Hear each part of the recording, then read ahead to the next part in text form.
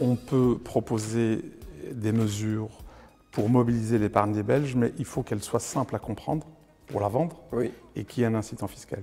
Oui, d'abord, tout doit être simple. On n'attrape pas trois oiseaux avec une même pierre en matière fiscale. Il faut qu'il y ait une linéarité entre l'objectif et la mesure.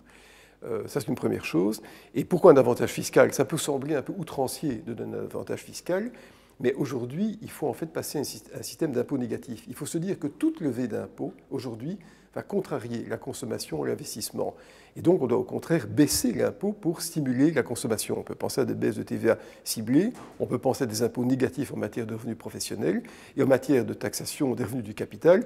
Pourquoi pas des stimulants fiscaux? Parce qu'il faut dépasser la crainte, la frayeur légitime individuelle pour donner un mouvement de souffle à l'économie. Donc, c'est très dangereux. Ce qui est très dangereux, c'est les messages qui consistent à dire qu'on doit déjà corriger la crise par une taxation accrue, parce que ça, c'est résoudre un problème nouveau et inconnu avec des paramètres et des solutions qui n'ont pas fait leur preuve dans le passé. Donc c'est à double titre erroné, je pense.